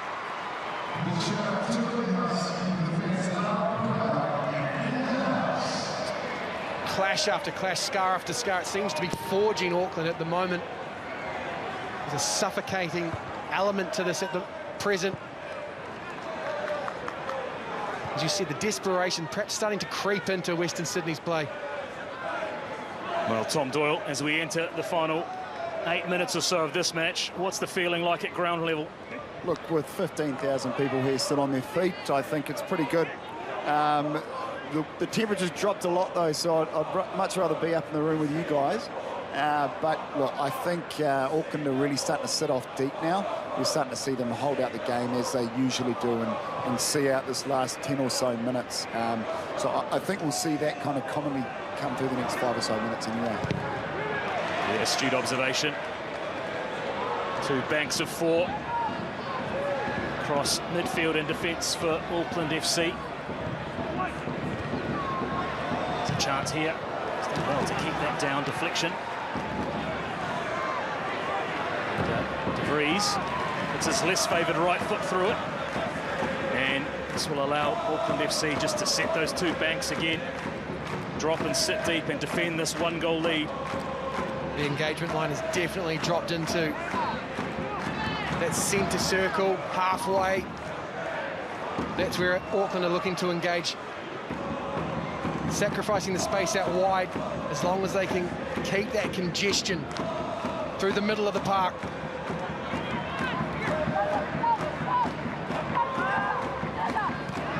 Alan Elliott ready to come on. That closer role, perhaps. You will see Auckland go to a back 5. Sakai dropping in 1. Alan Elliott taking a defensive position on the right-hand side. We'll wait to see the substitution made before we continue any hypotheticals. Hopeful ball. And fouled. Well, maybe, just maybe. They've been more aggressive in coming forward to that. Either way, it's ended up in his hands. Well, that's come down to the pitch drying out. Slick to start off with. I think Van is expecting that to come on to him more quickly than it did. Guillermo Mai needs Rogerson. Return pass to Mai, off the post. And the rebound. Agonisingly close to Jesse Randall. Well, Auckland haven't chased the game, they've stalked it. And this time, on the hunt, Guillermo Mai, half a yard of space. Oh, is that a fingertip from Lawrence Thomas? It is a lovely looking shot, great shape to it. And that would have sealed things. Western Sydney, though, they live again. Well, they're not out of this one, Western Sydney. As the goal scorer is withdrawn. Callan Elliott comes in and does take a position on the right-hand side of what is now a back 5 for Stephen Corica's Auckland FC. They look to try and double the lead on the counter. The challenge for Western Sydney now is how do they break down this compact rearguard for Auckland. The compression is there, there's no space. Apart from out wide at the moment. Can't afford to allow too many opportunities out wide. That's a wild attempt by Cicluna. Don't imagine that ball will be coming back from the port in a hurry. Pantazopoulos does well, head up. A lovely little lead from Brandon Borello, and Cicluna hits that one into the abyss of the port. Blue and black shadow gobbling that ball up. It's the kind of chance that comes late in the game, isn't it? And you think, this is going to be my moment. Execution just not there, leant back on it. And, less than 5 minutes of normal time to play. We'll see what Tom Danaskis and his colleagues can come up with in terms of time added on as Rogerson runs that down. Logan Rogerson. Well, he got plenty behind it. Not enough swerve at the final end to beat Thomas. I think that's twice now that Jake Brimmer has ended up on the turf. Fouled out wide in front of Alen Stajic. And Dylan Cicluna finds himself in the book. second man to go into Damascus's book this afternoon after Sam Cosgrove. Here's the shot from Logan Rogerson. Uses the run of Guillermo Mai to buy himself some time. And when it pops out, Jake Brimmer's there. As I said, great hunger to get across from the sideline into the middle of the park to step on and win that one.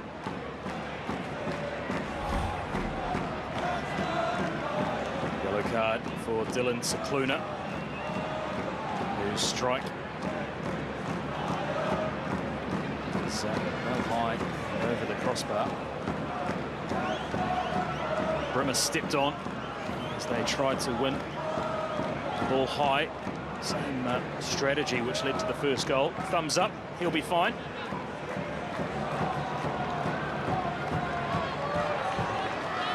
Rogerson had a chance nearby. Well, we'll do it all again tomorrow in the capital. Wellington Phoenix will take on Brisbane Roar. Talking points for those two sides, the high line for the hosts and the physicality for the visitors. Something's got to give in that one.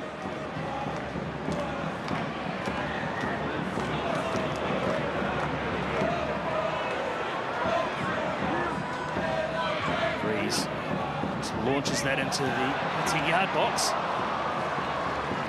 And Elliott,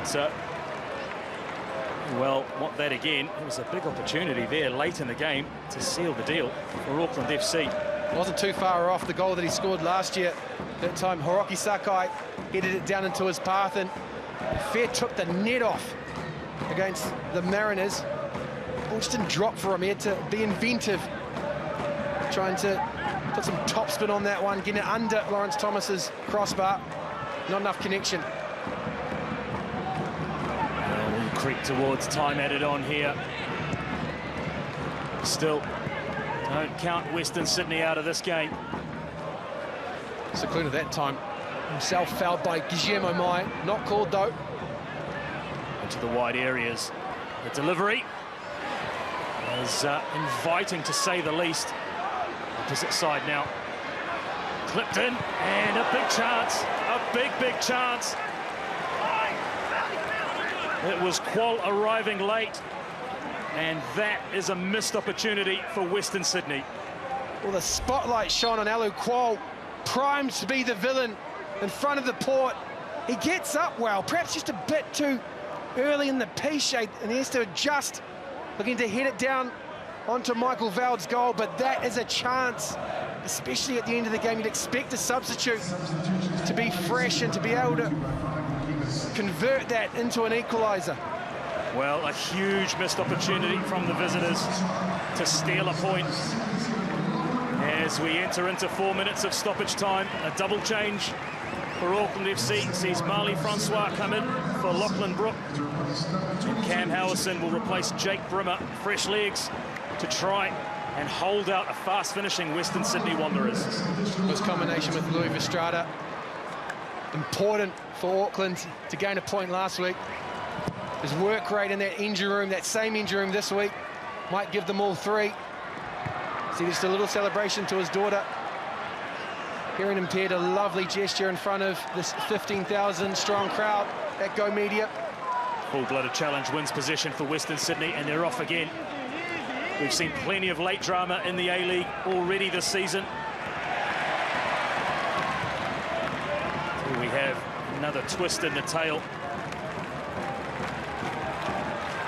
It's round two. The A-League continues.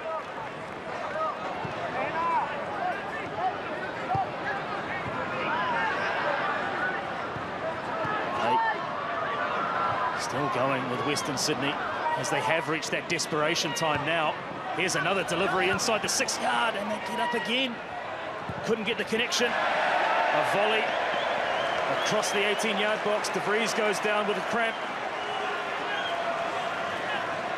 They can make the argument that a team of the quality of Alan Stagic's today should be creating chances with greater frequency. The counter argument is they haven't been given the opportunity either. Auckland have been, as we've stressed and emphasised throughout the course of their first season and again today, so defiant, so resilient, so disciplined. There's been an Azuri tint to the blue and black of Auckland under that man, Steve Corica. 2.5 minutes of 5 of stoppage time have been played, and still the white of Western Sydney Wanderers knocking on the door again. Delivery from wide areas has started to cause problems for Auckland FC. They're hanging on. That doesn't miss by much. Was that Brandon Borrello or Hammond that eventually gets the shot off? Borrello's waiting for it. Hammond decides to take it on his left foot. There's enough space to get the shot away. The angles, though, are squeezed by Francis de Vries and Louis Vestrada. Perhaps at times now Auckland dropping just a bit too deep, inviting Wanderers on in these final few moments. Well, that's the danger of defending a 1-0 lead, isn't it? You run the risk of just inviting pressure and pressure and pressure. Sometimes that can crack. They can get their foot on the ball and starve Western Sydney of possession. They'll go a long way to closing out these final minutes. The whistle can't come soon enough for Steve Corica and Auckland FC. Over from Rogerson. Guillermo Mai. Balling around in the empty box. Sakai. First touch was a little heavy. Improvisation from Vestrata. He is. This is better from Auckland as they try and just strangle the game out. Elliott's done well. Will he hold it in the corner or will he look for a delivery? He wins a corner for his side. Seconds tick away for Western Sydney. We're in the 95th of the 95 allotted. Wanderers find themselves 100-odd metres from where they want to be. Auckland in no rush, allowing the Port to bask in the glow of this 1-0 lead at the moment. Well, I dare say they'll hold it here in the corner. Cicluna, and a yellow card, just needs to be a little careful. Maybe a bit of gamesmanship from Callan Elliott. As we reach the 5th minute of stoppage time, we're into the hands of referee Danaskis now, checks his watch. Expect the Port to go crazy on the final whistle. First win of the season on the cards for the defending premiers. Still time for them to concede a free kick, and is this the last chance for the Wanderers? A long way to go. White shirts forward. Delivery is not going to help them, and Guillermo Mai slings across to Rogerson to chase, who gives up. Still, we wait for the final whistle. The crowd want it. Western Sydney having to go direct. Step across. Look at the reaction from Jake Goodward-Wright. And referee Tim Danaskis calls a halt to proceedings. The Port celebrate. Jesse Randall's goal is enough for the home team. Guillermo Mai saw a chance go begging late. Smiles from Jesse Randall.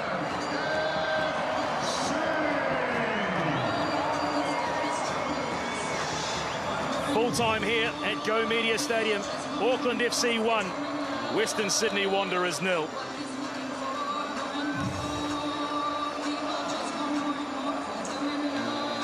Well, Jacob Spoonley, it was Jesse Randall's goal that separated the two teams.